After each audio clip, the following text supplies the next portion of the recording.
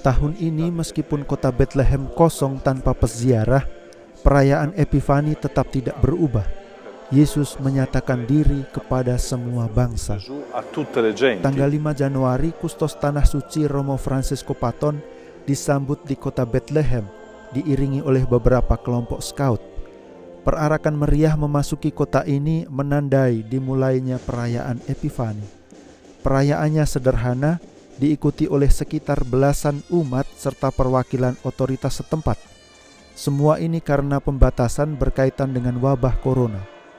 Ibadat meriah dilanjutkan dengan perarakan bayi Yesus menuju gua kelahiran, seperti dilakukan pada misa malam Natal. Questo è un momento molto difficile che noi viviamo e sappiamo che ancora per diversi mesi. Saat ini kita sedang menghadapi masa sulit. Beberapa bulan ke depan kita masih harus kencangkan ikat pinggang. Di satu sisi kami bisa tetap melanjutkan tugas-tugas di kustodi Tanah Suci. Di sisi lain umat Kristiani di sini harus bisa mempertahankan keberadaan mereka di Tanah Suci. Tapi kami tetap punya pengharapan karena kehadiran Yesus dalam sejarah hidup kita. Dia terlahir miskin, maka kita tak perlu kaget jika sumber-sumber ekonomi sekarang berkurang. Dia menjadikan dirinya hamba sejak lahir. Le risorse economiche si riducono o vengono meno. Lui si è fatto servo fin da bambino. Pada tanggal 6 Januari, Romo Francesco Paton memimpin misa meriah. Kita belajar melihat seluruh umat manusia sebagai semua saudara, kata kustos dalam homilinya. Umat manusia dipanggil untuk berlutut di depan bayi Bethlehem.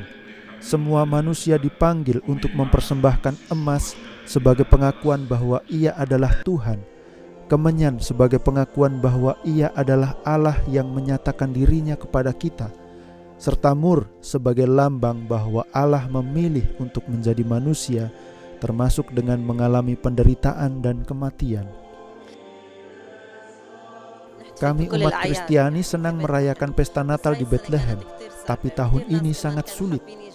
Hari ini gereja tidak terlalu penuh. Tahun-tahun sebelumnya orang-orang berdesakan. Karena pembatasan berkaitan dengan wabah corona di Bethlehem, banyak orang tidak bisa datang ke gereja. Di sisi lain, kami tak bisa melewatkan pesta dan perayaan ini. Kita harus tetap bisa merasakan kehadiran Kristus, sehingga berkat-Nya sampai kepada kita dan hidup kembali berjalan normal. Perayaan ditutup dengan perarakan menuju gua kelahiran, melewati lorong di depan gereja Santa Caterina. Seperti tahun-tahun sebelumnya, para Fransiskan kustodi Tanah Suci mengambil bayi Yesus dari palungan dan meletakkannya di atas tahta, sedangkan para suster Verbum Incarnatum membawa persembahan.